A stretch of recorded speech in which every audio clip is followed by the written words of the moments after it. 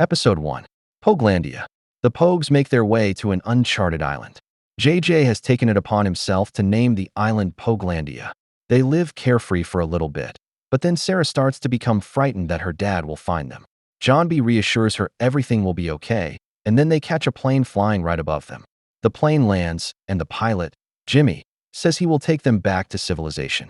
While on the plane, they find a journal which insinuates this dude isn't the nice guy he's pretending to be, and then a scuffle breaks out, and the plane crashes near Barbados. Everyone swims to shore except Kiera, and she helps Jimmy get out of the plane so he doesn't die. But she is soon captured by some strange men on four-wheelers. JJ managed to pickpocket Jimmy's wallet, and they go to the address listed on his license to find Kiera. She isn't there, but they confront Jimmy, and he tells them she probably is at Vauxhall. But it's super dangerous, and the head honcho, Carlos Singh, will kill them if they step foot on his property without authorization. Jimmy says he also is a treasure hunter too, which shocks the Pogues. At the Camerons, Rafe meets with a man named Michael who says he knows someone that would be interested in purchasing the Golden Cross. When Rafe goes to meet with this man, he sees Kiera there as well, and the prospective buyer is none other than Carlos Singh. Singh sits them down and tells them about a grand treasure that dates back 450 years, and he is dead set on finding it. Singh tells Kiera that he believes they have Denmark Tanny's diary, which holds the next clue into finding the gold. While they are talking, the Pogues arrive, but are met by armed dogs and guards who chase them. Singh proves how serious he is by killing Jimmy right in front of Kiera and Rafe. The episode ends with Kiera telling Rafe she doesn't have the diary. Episode 2. The Bells. This episode starts with Cleo leading the rest of the Pogues to an abandoned building and narrowly escaping the grasps of Singh's men. Kiera meets with Singh and tells him she knows where the diary is, but she wants to go get it alone. He isn't falling for it, and tells her he is a little smarter than that. Singh receives a text from Jimmy's phone because the Pogues stole it, but they don't know that Singh killed Jimmy just a little bit ago, so Singh uses this knowledge to track the Pogues down. When the guards and Pogues confront each other, JJ is able to trap a few of the soldiers and capture them, so John B. calls Singh and tells him to hand over Kiera or both of his men will die. Singh doesn't think John B. has the balls to do it. Singh has more guards surround the area, so the Pogues have to flee down an elevator shaft to get out. Right when John B. is about to make the jump, he hears church bells that are the same melody that his father used to play when it was time to come inside. So John B. thinks his father might actually be alive, which we know is true because the end of Season 2. As this is all happening, Kiera and Rafe manage to sneak off of the compound as most of the guards were concerned with the Pogues. They head down to the docks where they find Rafe's boat, and then Kiera tricks Rafe, and she drives off without him. Kiera then meets up with the rest of the Pogues, and they all are safely united again. Everyone is ready to go except John B., who is very curious about the church bells and is 100% convinced it is his father. So John B. heads to the bells, and the others escape Singh's men before they can be captured, but left him alone in doing so. The ending of the episode is John B. making his way into the church, hopefully to see his father alive.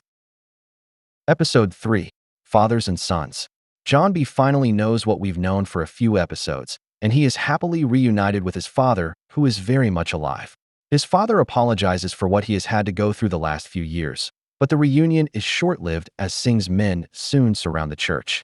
When they sneak out and make it to the dock, the boat is gone. John B. calls Sarah and tells him they need picked up, and she says to meet at an OBX. In the meantime, John B. and Big John head to Big John's house to grab a few things, including a gun and a book about El Dorado, where the treasure is supposedly hidden. He's been on a treasure hunt this whole time. John B. also discovers that his father has been working with Lim Ray, which he isn't too happy about, but no time to argue. Before they can leave, Big John has to grab an artifact from a shop that he believes will lead him to El Dorado. Singh caught on to them and starts chasing them around the island until the Johns make their way out onto open water and speed off. While driving on open water, Big John tells his son that Singh has been holding him prisoner this whole time, so he would help him find the treasure of El Dorado. He does explain that he stole a statue from Singh that he can pair with another and should be one of the last clues that leads him to the treasure. Apparently, the statues together are like a map to the gold. In Guadalupe, Ward has finally woken up from his coma he was in, and he sits down with Rafe to discuss everything, and Rafe tells him about Carlos Singh. Ward tells Rafe to head back to Kildare Island and sell everything they own, including the houses and boats, because Guadalupe is home now. The Pogues are all reunited, and later that night, John B wakes up from a nightmare to see Sarah next to him, but his father is gone. Episode 4. The Diary. Big John starts searching everywhere for a copy of Tanny's diary, and when he finds it in John B's van, he is very upset because the rain has ruined it. So he didn't abandon John B. He was just searching for the diary while they were sleeping, and he is formally introduced to Sarah. John B. and Big John go out treasure hunting together like a father-son bonding adventure. The two sneak into Mr. Sun's place as they think an original copy is there, but when inside, they are confronted by two smugglers who attack them and leave with the diary. The two Johns chase them all around the island, and they are Singh's men, and Big John senses his son is in danger, so Big John kills both of the men and dumps them overboard in front of his son. John B has no idea how to feel, but his father tells him it was either them or he that would have been killed, so he saved his son. Jump to Sarah arriving home, and she overhears Rafe talking to Ward on the phone because Ward wants to donate the cross to charity and make up for all of the horrible things he has done, but Rafe doesn't really like that idea too much. He tells his dad he will do it, but then gets in touch with Barry and he wants Barry to steal the cross on transport and then split the earnings, and Ward would never know Rafe was responsible. Sarah takes this information to Kiera and thinks this would be a good opportunity to steal the cross back for Pope. Kiera proposes the plan to JJ, and we can tell there is a little tension between the two because they are starting to have feelings for each other. Back to John B, who is still in shock, but his father is acting like nothing even happened, and John B is a little worried his father isn't fazed by killing two dudes. They get in an argument, but Big John eventually convinces John B it is all for the betterment of the family to find the gold. Episode 5. Heists. Sarah tells the others the plan to steal the cross back, but they will have to do it without John B as he is out treasure hunting with his father. We know from past seasons that Kiera's parents aren't too fond of the crowd she hangs out with, and when they pick her up one day, Kiera's father absolutely rips into JJ, calling him a liar and a thief just like his father, and JJ proves him right by stealing a stack of cash that was laying around just to spite them. The Johns have made their way to Charleston, where Big John thinks the next clue is hidden at a place called Trinity Church. The only problem, they are having a tough time finding it. They eventually uncover that the church is actually now a museum that was built on top of the church when it was demolished decades earlier. The two break into the museum that night and steal the missing artifact Big John has been searching all over for. It is called the Kalinago, and it fits perfectly with the other statue they already had. When they get outside, they realize the van has been stolen by none other than Carla Limray. They head to Limray to discuss the matter, and Big John convinces her that he holds a shroud that is magical, and she rubs it on her cheek and suddenly can walk again. She thinks she is healed, and then the two Johns make off with the truck and the artifact. Meanwhile, the Pogues are trying to intercept the cross, which is being transported via train, and we get a nice, long action sequence of them going fast, in the Furious style, completing their mission. They eventually use Topper's truck that he lent Sarah, and they steal the cross and evade the police before they can be busted. The only problem, though, when they get settled and free from law enforcement, they discover that the cross they stole is fake.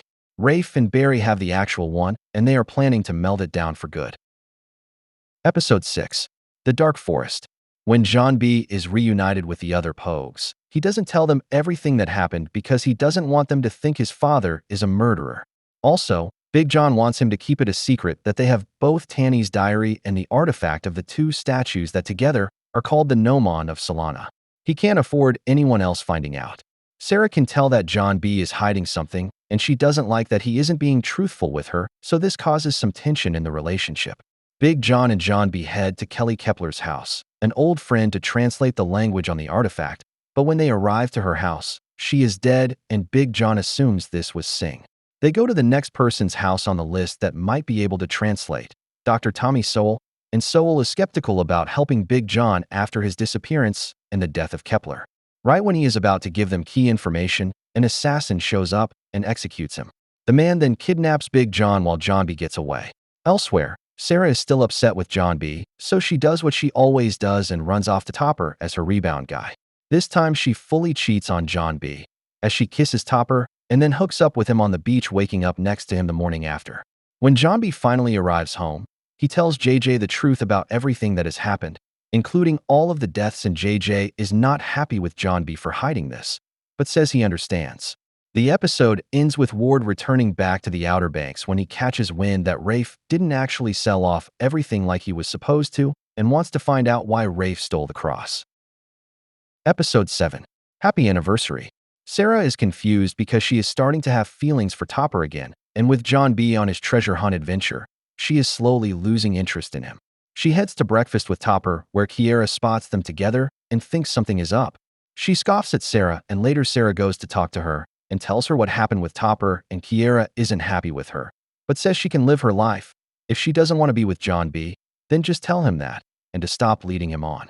John B. and JJ head back to Soul's house, where they find a newspaper clipping of a past expedition, and the last known survivor was Neville Persaud, so they must find him, get the treasure, and save Big John's life in the process. They find this man living on a houseboat and save him from Singh's men just as they were about to kidnap him. Thankful for their help, Neville tells them how they can get Big John back, but he won't be participating in the plan himself as it is so dangerous.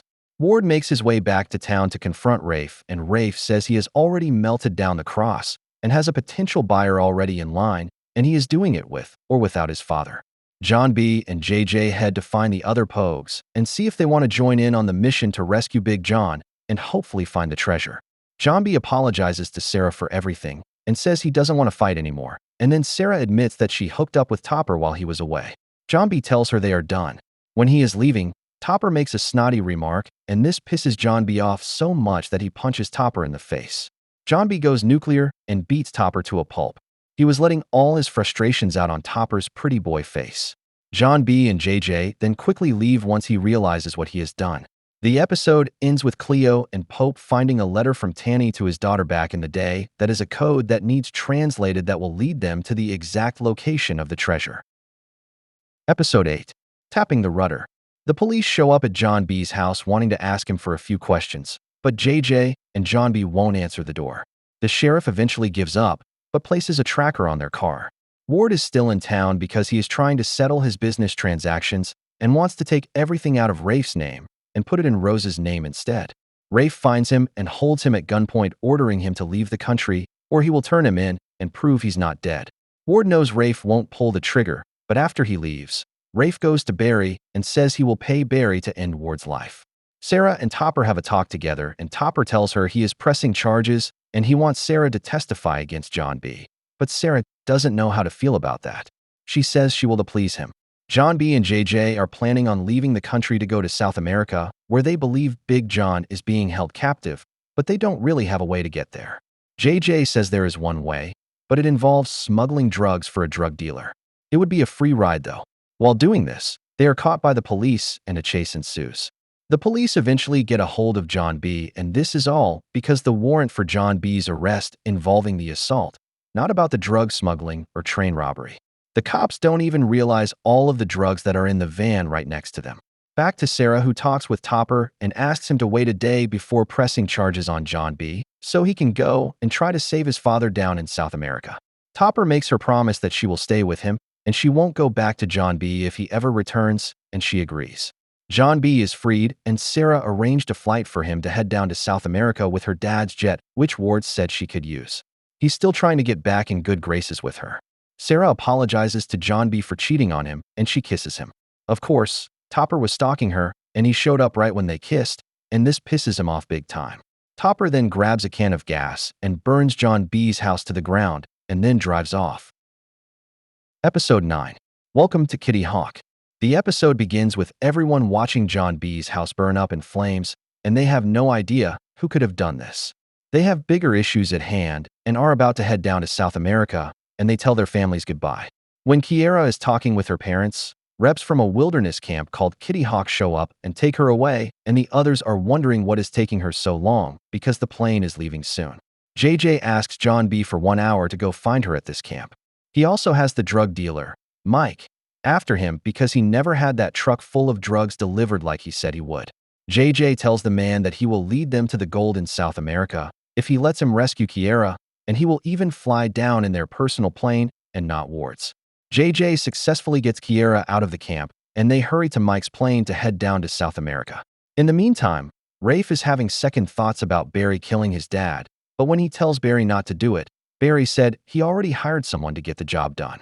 Rafe is able to find him and save him before this hitman can take him out. A kayaker on the water notices Ward alive and starts making a scene that he isn't dead like everyone thought. They then get on Rafe's bike and head for Ward's plane that is leaving real soon. Everyone meets at the airport, and the Pogues don't really like the idea of Ward being on the plane, but since it is his plane, they have to agree to it. Topper also arrives and calls the DA right in front of Sarah and tells them where John B's location is, and he is pressing charges after all. Rafe decides to stay, but everyone else gets on the plane and heads down to South America before the police can show up. But they are unaware that JJ and Kiera are on a different flight to the same location. The episode ends down in Venezuela where Singh tells Big John he has 48 hours to find the treasure or else he will die. Episode 10. Secret of the Gnomon. Season Finale. The finale starts with Ward's plane touching down in Venezuela, and Sarah tells them she doesn't want Ward being involved in the treasure hunt, because if they were to find it, he would do something sketchy to keep it for himself. By some crazy plot coincidence, they find Big John in the first building that they go into, and they rescue him from Singh's men. Once they safely evade them, Pope shows Big John the clues that he has from the documents he found and the letter that Tanny wrote his granddaughter, and Big John is able to translate them. They run into Ward, and to say Ward and Big John have a rocky history would be putting it nicely, but Ward tells the group he can help. He wants to do it for his daughter and prove his worth. Big John is very much against it, but John B defends the Camerons and says they are helping whether his father likes it or not. Sarah, John B, and Big John hike through the mountains to a location the glyphs say to go to. Ward knows he can't make the hike, so he stays behind, and he will try to throw Singh's men off their scent.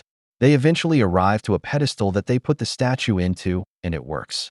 In dang near perfect timing, Singh and his men show up as well, and they order Big John to give them the information for the treasure, and he might let them live. A shootout follows and they get away, but then notice that Big John was shot, but can still move, and they wind up at a cave system. Big John can't make the swim, so Sarah and John B dive in, and then Singh's men show up once again to confront Big John. They eventually stumble across the treasure of El Dorado at last. When they get out of the cave system, they are met by Carlos Singh. Big John then out of nowhere lights a stick of dynamite and blows up the cave where the gold was located, and then the cave collapses, trapping Singh inside. When they get out, of course Ward is waiting for them with a gun, and he wants his daughter and the treasure. JJ and the rest of the Pogues show up and surround Ward. A man named Ryan that works for Singh then shows up, and he is there for the gold solely.